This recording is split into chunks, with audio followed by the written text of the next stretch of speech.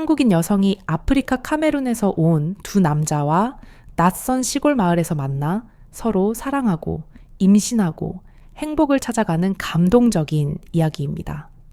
영상 시청 전에 구독과 좋아요를 눌러주세요. 많은 도움이 됩니다. 서울의 작은 원룸에서 생활한 지 벌써 3년이 되었습니다. 낮에는 사무직으로 일하고 밤에는 집안일을 하며 주말에는 가끔 친구들을 만나 스트레스를 풀었지만 마음속의 허전함은 쉽게 사라지지 않았습니다. 처음에는 이것이 사회생활의 일환이라고 생각하며 시간이 지나면 괜찮아질 거라는 막연한 희망을 품었죠. 그러나 점점 매일의 일상에 지쳐가면서 출근하고 퇴근하고 주말에는 쉬는 듯 쉬지 않는 생활이 반복되면서 정말 내가 원하는 것이 무엇일까?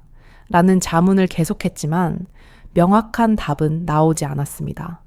그런 답답한 마음은 점점 커졌습니다.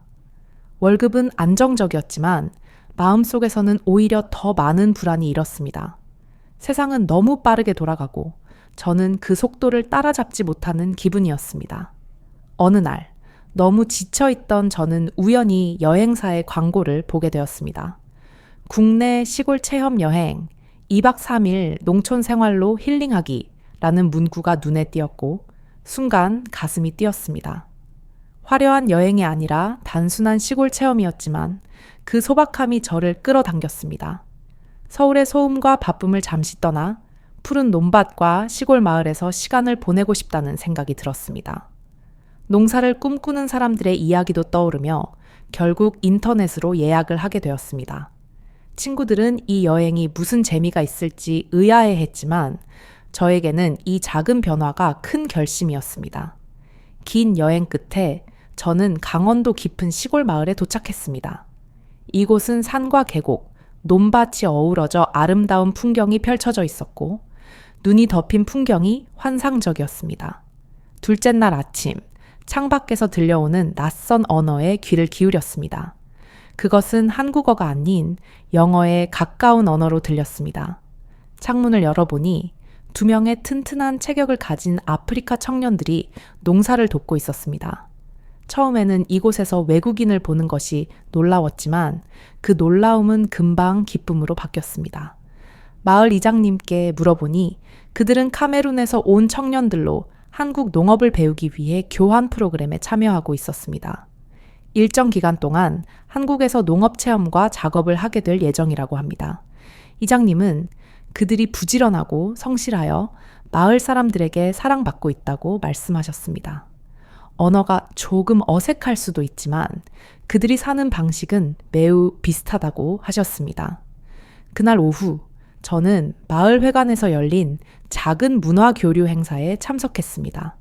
시골 체험 여행객들과 마을 주민들, 그리고 두 아프리카 청년들이 어우러져 전통 음식을 먹고 공연을 즐기며 친목을 나누는 자리였습니다. 그곳에서 저는 두 청년, 존과 코피를 가까이서 보게 되었습니다. 두 사람은 모두 25세에서 30세 사이로 매우 지적이고 활기차 보였습니다. 그들은 한국어로 간단히 인사하며 저희에게 다가왔습니다.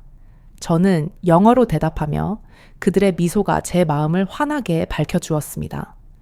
존은 키가 크고 날씬하면서도 근육질이었고 코피는 더 단단한 체격을 가졌습니다. 두 사람은 모두 태양 아래에서 반짝이는 구릿빛 피부가 눈에 띄었습니다. 그들은 한국의 어르신들과 즐겁게 대화하며 감자 심기가 어렵다라고 웃으며 이야기하고 있었습니다. 그들의 웃음은 제게 편안함을 주었습니다. 행사가 끝난 후 사람들이 3명씩 또는 5명씩 모여 이야기를 나누고 있을 때 존과 코피는 저에게 다가와 물었습니다. 한국에 온 지 얼마나 되었나요? 저는 대답했습니다. 몇 주 됐어요. 서울과 다른 곳도 다녀왔어요. 한국은 너무 멋지지만 정말 바쁘네요. 존은 영어로 더 능숙하게 말했습니다. 저는 몇 주 전에 여기 왔어요. 그 전에 서울이나 다른 도시들을 방문했죠. 한국이 너무 좋아요. 하지만 바쁜 느낌이에요. 서울은 복잡해서 아프리카와 많이 다르죠. 코피는 웃으며 덧붙였습니다. 맞아요. 서울은 사람들이 너무 많고 시끄러워요. 여긴 정말 평화로워요. 우리 고향처럼요. 그들의 말을 들으며 저는 고향에 대한 그들의 이야기에 마음이 따뜻해졌습니다. 그날 저녁 다른 여행객들과 함께 쉬고 있을 때 존과 코피는 다시 저에게 다가왔습니다. 그들은 항상 긍정적인 에너지를 가지고 있었고 카메룬에서의 삶과 그들이 한국에서 배우고 있는 농업에 대해 더 많은 이야기를 나누고 싶어 했습니다. 그들은 농장에서 함께 일하며 서로 도우며 지낸 많은 추억과 기쁨을 나누었습니다. 시간이 지나면서 우리는 점점 더 가까워졌습니다. 우리는 저녁마다 함께 바비큐를 먹으며 이야기를 나누었습니다. 존과 코피는 언제나 주변 사람들을 돕고 농업 경험을 나누며 지역 사람들에게 많은 영향을 미쳤습니다. 마을에서의 생활을 통해 그들은 저에게 단순히 좋은 친구일 뿐만 아니라 넓은 마음을 가진 사람들임을 점차 알게 되었습니다. 어느 날 아침, 우리가 고구마를 수확하고 있을 때 저는 거의 넘어질 뻔했고 그때 코피가 즉시 달려와 저를 잡아주었습니다. 그의 간단한 질문, 괜찮으세요? 가 제 심장을 뛰게 만들었습니다. 저는 평소 누구에게 의지하는 것을 잘 하지 않지만 그 순간 그들에게서 절대적인 안정감을 느꼈습니다. 그 사건 이후 저는 그들의 집을 방문하기로 결심했습니다. 존과 코피는 농장 근처에 있는 작은 집에서 살고 있었고 저는 그들의 생활을 더 알아보기 위해 초대받아 함께 이야기를 나누기로 했습니다. 그들은 카메룬의 농촌 생활이 한국과 많은 점에서 비슷하다고 말했습니다. 환경은 다르지만 실제로 하는 일은 매우 비슷하다는 것이었습니다. 우리의 대화 중 존은 벽에 걸린 카메룬 지도 한 점을 가리키며 말했습니다. 여기가 내 고향입니다. 라며 지도에서 한 점을 가리켰습니다. 내 고향은 매우 특별해요. 넓은 초원과 그 위를 흐르는 긴 강이 있죠. 그들은 한 장의 사진에서 미소를 지으며 찍힌 모습을 보였습니다. 프로그램이 끝나면 고향으로 돌아가 여기서 배운 것들을 농업에 적용할 거예요. 존이 결단력 있게 말했습니다. 그날 밤 우리는 그들의 집에서 3시간 동안 앉아 다양한 이야기를 나누었습니다. 한국에서의 삶은 어때요? 카메룬에서 어떻게 지냈나요? 각자의 꿈은 무엇인가요? 우리는 며칠 전에 만난 사이였지만 전혀 낯설지 않았습니다. 코피가 저에게 물었습니다. 이름이 뭐예요? 저는 대답했습니다. 제 이름은 민지예요. 26살이고 서울에서 일하고 있어요. 존는 제 이름을 몇 번 반복하며 웃었습니다. 그리고 그는 갑자기 진지한 얼굴로 물었습니다. 왜 여기 왔나요? 서울에서 성공하고 싶으세요? 저는 잠시 생각하다가 솔직히 대답했습니다. 사실 어떻게 성공해야 할지 모르겠어요. 회사 생활은 안정적이지만 마음은 공허해요. 그래서 여기 와서 잠깐 쉬고 싶었어요. 그들은 고개를 끄덕였고 그들의 눈빛이 저를 이해하는 것 같았습니다. 저는 그 순간 정말 편안함을 느꼈습니다. 여행 마지막 날, 짐을 싸면서 이상한 아쉬움이 밀려왔습니다. 방을 떠나기 전에 창밖을 보니 존과 코피가 들판에서 일하고 있었습니다. 적어도 그들에게 인사라도 해야겠다고 생각하며 급히 밖으로 나갔습니다. 그들은 일을 멈추고 손을 흔들며 저를 맞이했습니다. 존이 물었습니다. 오늘 서울로 돌아가요?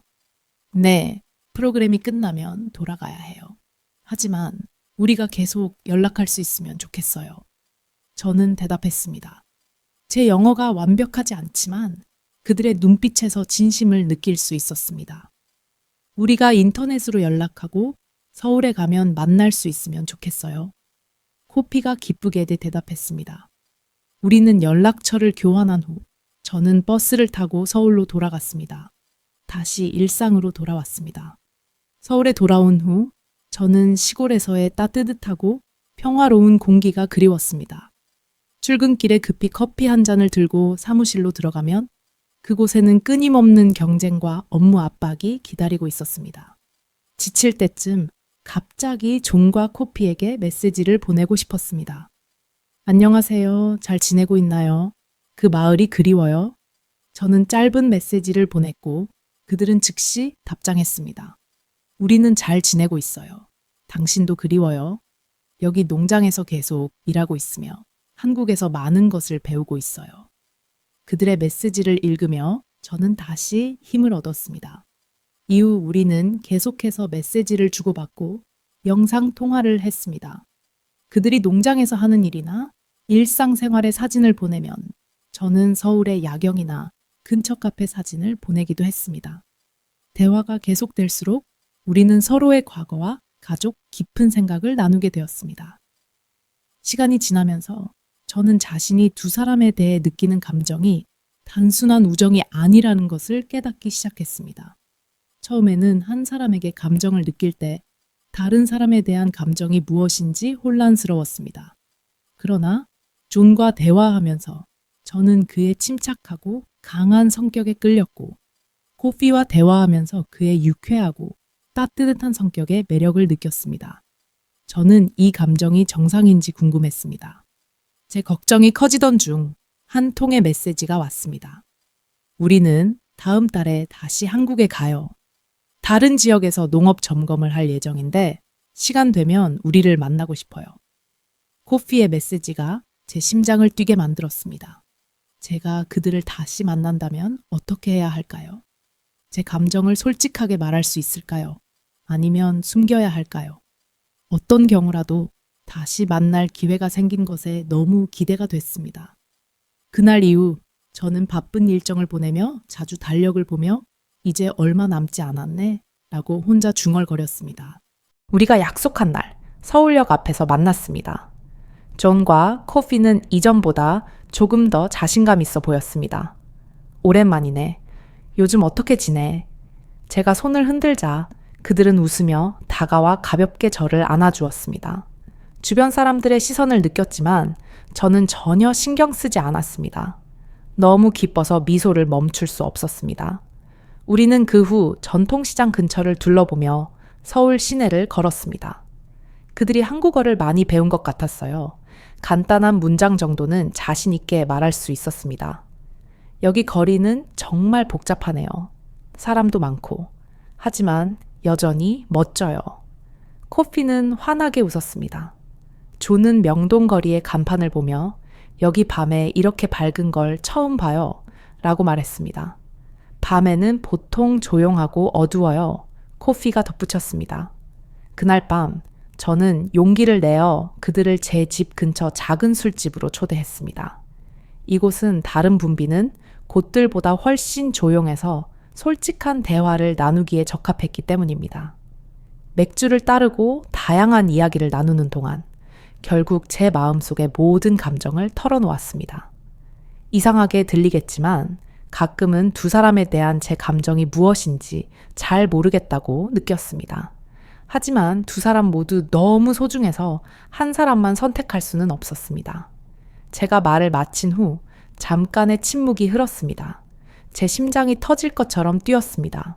그때 존이 먼저 말을 꺼냈습니다. 지혜가 그렇게 느낀다니 놀랐어요. 하지만 솔직히 우리도 비슷해요. 네가 있을 때 난 정말 편안하고 내 곁에 있고 싶어요. 코피는 고개를 끄덕이며 덧붙였습니다. 우리 고향에는 한 여자가 여러 남자와 결혼하는 문화가 있어요. 물론 흔한 일은 아니지만 바팡 지역에서는 합법적인 일이에요. 우리가 사는 곳도 그런 곳 중 하나예요. 저는 믿을 수 없었습니다. 한 여자가 두 명의 남자와 결혼할 수 있다니. 아프리카에서는 남자가 여러 아내를 두는 경우가 많다고 생각했는데 포리안드리, 남편제, 존재할 수 있다는 사실에 저는 매우 놀랐습니다. 그 이후 며칠 동안 우리는 여러 차례 대화를 나누었습니다. 이것이 정말 가능한 일일까요? 제가 정말로 자신에게 진실한 걸까요? 그리고 이 관계는 어떻게 발전할까요?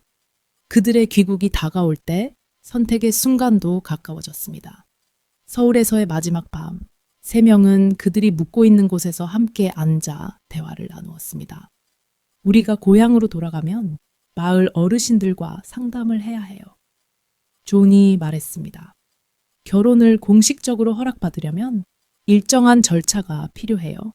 복잡한 부분도 있지만 지혜가 원한다면 우리는 정말 함께 살고 싶어요.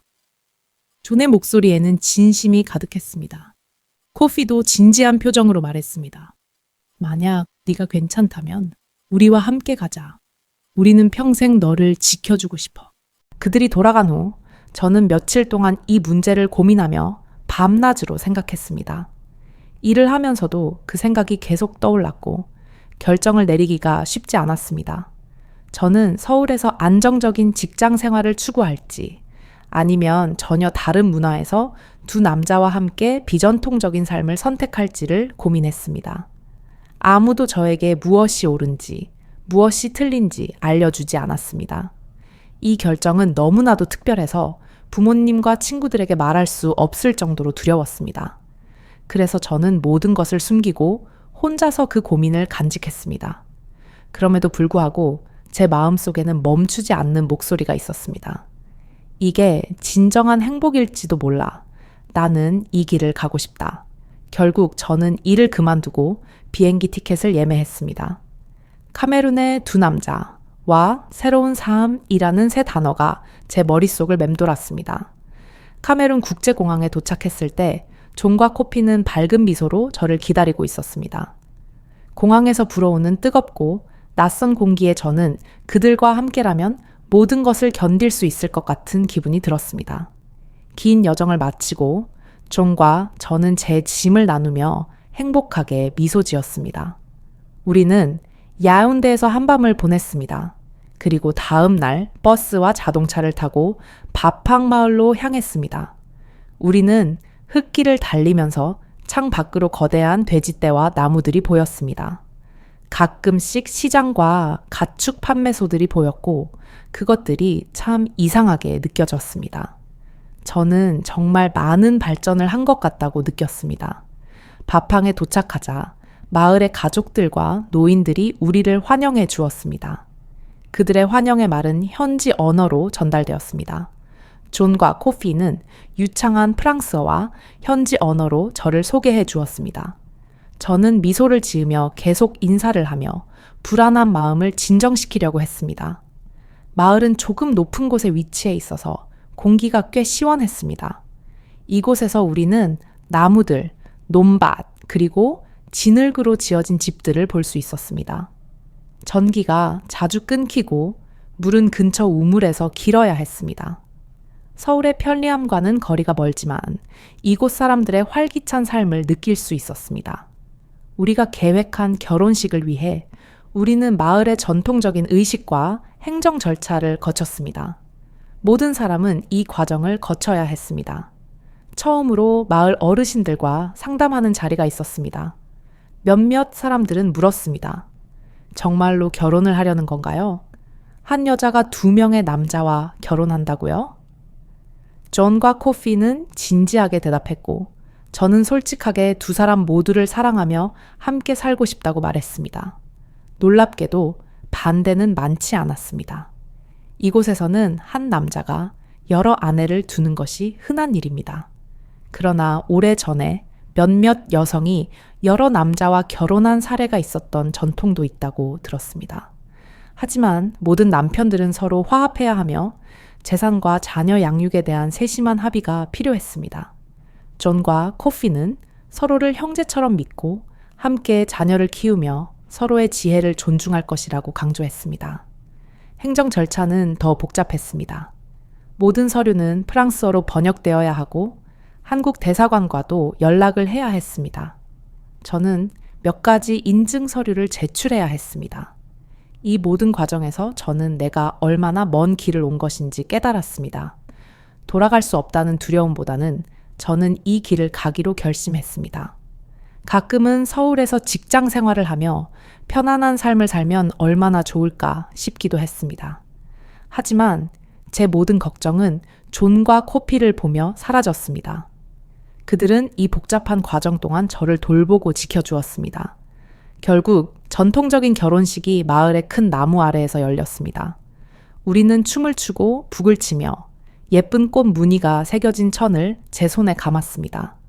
존과 코피는 전통 의상을 입고 마을 사람들에게 인사를 했습니다. 마을의 어르신이 우리 셋이 이제 한 가족이라고 선언할 때 모든 사람들이 환호하며 박수쳤습니다. 서울에서는 상상도 못할 장면이었습니다. 저는 감동을 받아 눈물을 흘렸습니다. 이렇게 결혼식을 올리게 될 줄은 몰랐지만 마음은 매우 평화롭고 안정되었습니다. 결혼 후 로맨틱한 삶이 시작되었습니다. 전통적인 음식인 치킨, 염소고기, 옥수수 요리들이 제공되었고 그 후에는 음료와 노래가 이어졌습니다. 저는 존과 코피와 함께 춤을 추었고 아이들이 웃으며 따라 춤을 췄습니다. 그 순간 사람들의 순수한 축복이 전해지는 것 같았습니다. 결혼 후 우리는 진지하게 살기 시작했습니다. 우리가 사는 집은 코피의 집을 확장한 형태였습니다. 주방은 밖에 있고 화장실은 의식용으로 따로 있었습니다. 전기는 자주 끊기기 때문에 우리는 기름등을 켜야 했습니다. 처음에는 조금 불편했지만 우리는 함께 있으면 어떤 어려움도 극복할 수 있다는 생각을 했습니다. 우리는 일찍 일어나 반나절 일을 하고 물을 길러오고 집안일을 나눠서 했습니다. 존은 언어 능력이 뛰어나서 마을 사람들과 협력하여 논밭을 관리하는 일을 주도했고 코피는 힘이 세서 무거운 일을 맡았습니다. 저는 아이들을 가르치는 것을 좋아해서 마을 근처의 작은 학교에서 자원봉사를 시작했습니다. 마을 사람들은 저에게 매우 따뜻하게 대했습니다. 1년 후 저는 임신을 했습니다. 배가 점점 커지면서 두 남편은 저를 매우 세심하게 돌봐주었습니다. 오늘 기분 어때? 코피가 물었습니다. 너무 무리하지 말고 좀 쉬어. 존이 말했습니다. 그들은 저를 아주 잘 돌봤습니다. 주변 사람들은 아기의 아버지가 누구냐고 궁금해했지만 우리 셋은 모두 함께 책임지겠다고 답했습니다. 아버지가 한 사람일 수도 있고 두 사람 모두일 수도 있습니다. 하지만 그 누구도 이 문제에 대해 크게 신경 쓰지 않았습니다. 중요한 것은 우리가 한 가족이라는 것이며 아이를 사랑으로 키운다는 것입니다. 아이를 낳을 때 마을에는 의료시설이 부족해서 큰 병원에 가야 했습니다.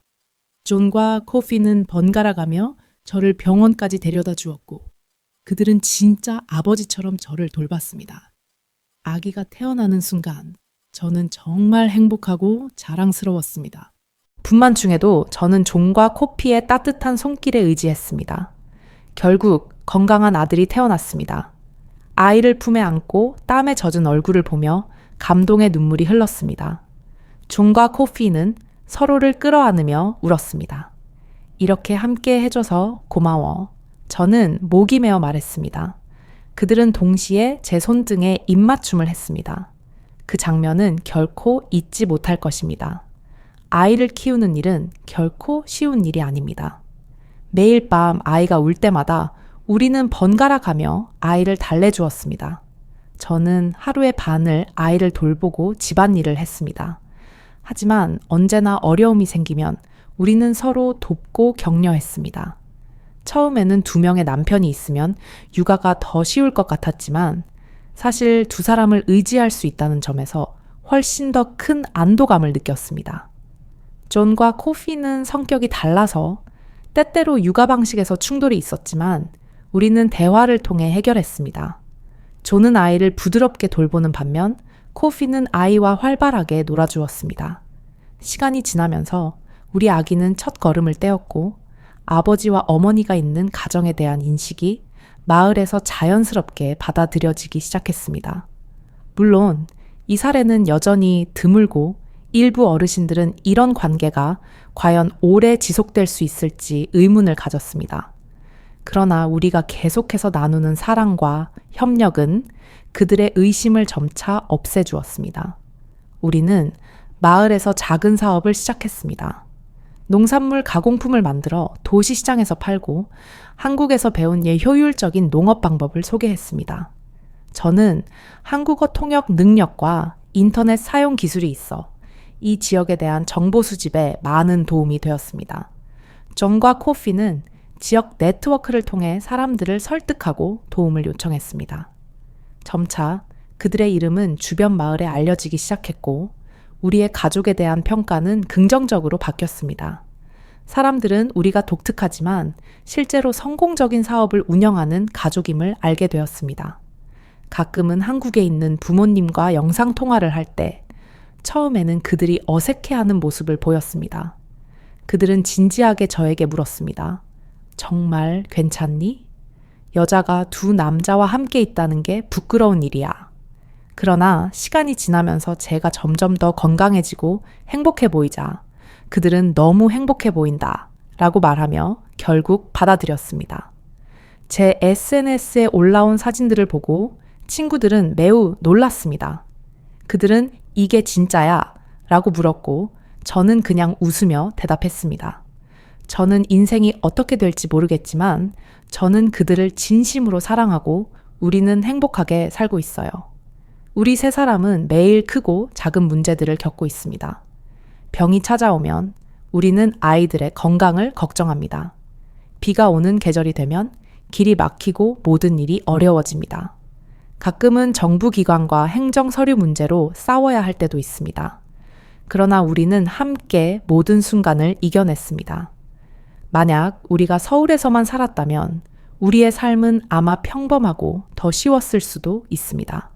하지만 그런 길을 선택했더라면 이렇게 깊은 사랑과 삶을 알 수 있었을까요?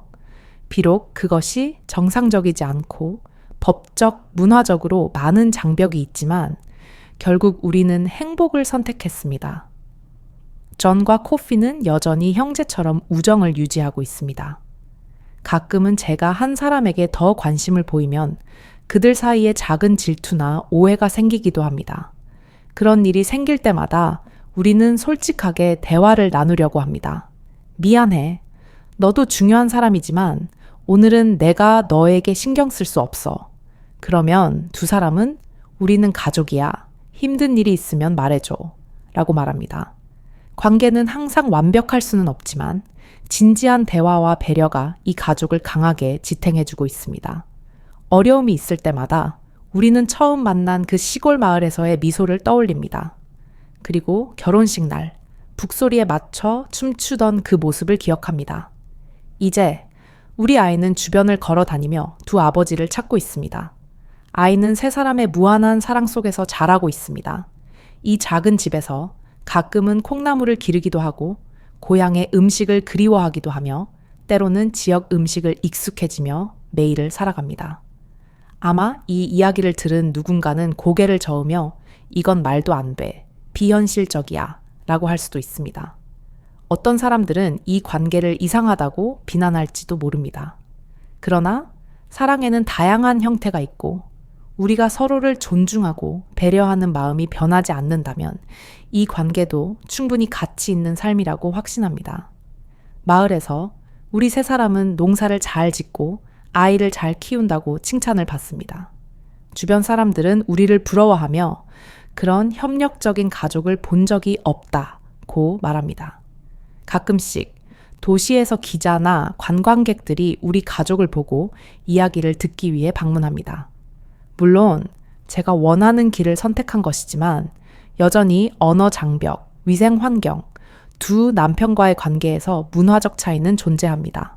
하지만 힘들고 지칠 때마다 두 사람이 우리는 함께 있으니까 두려워하지 마 라고 말하는 그 음성을 들으면 모든 걱정은 작아집니다. 여전히 작은 갈등이 있지만 제가 지치고 힘이 빠질 때마다 존과 코피의 목소리가 우리는 함께 있으니까 두려워할 필요 없어 라고 말하는 것을 들으면 모든 걱정이 덜 심각해집니다. 아무도 우리의 미래가 어떻게 될지 모릅니다. 우리는 다른 나라로 이주할 수도 있고 한국으로 돌아갈 수도 있으며 여기에서 영원히 정착하여 더 큰 농장을 운영할 수도 있습니다. 그러나 하나는 확실합니다. 이 세상 어딘가에 서로 다른 인종, 문화, 가치를 가진 사람들이 만약 조화를 이룬다면 가족이 될 수 있습니다. 그 사실이 우리가 앞으로 나아가는 에너지원이 됩니다. 이 세상에 정답이 없을지라도 저는 우리가 스스로 행복을 찾기 위한 길을 만든다는 것을 배웠습니다. 이제 해가 지고 우리 가족은 마당에 모여 저녁을 먹습니다. 우리는 숯불에 옥수수를 구워서 하루의 이야기를 나누고 있습니다. 아이는 두 아버지 사이를 오가며 뛰어다닙니다. 우리가 함께 즐거운 시간을 보내는 동안 저는 그 장면을 바라보며 따뜻한 미소를 지었습니다. 만약 누군가가 왜 내가 이 길을 선택했는지 묻는다면 저는 이렇게 대답할 것입니다. 제 마음은 두 가지 다른 방식으로 사랑을 느끼고 있으며 그 두 사랑을 선택했을 때 진정으로 행복을 느꼈습니다. 무엇보다 그들은 저를 조건 없이 존중해 주었습니다. 이 모든 이야기는 제가 방금 말한 그 한마디에 담겨 있습니다. 그것이 바로 우리가 오늘 살아가는 방식입니다. 평화롭지만 열정적이고 서로 사랑하며 살아가고 있습니다. 오늘 우리의 이야기를 들어주셔서 감사합니다. 이 영상이 유익하셨다면 구독, 좋아요, 그리고 댓글을 남겨주세요.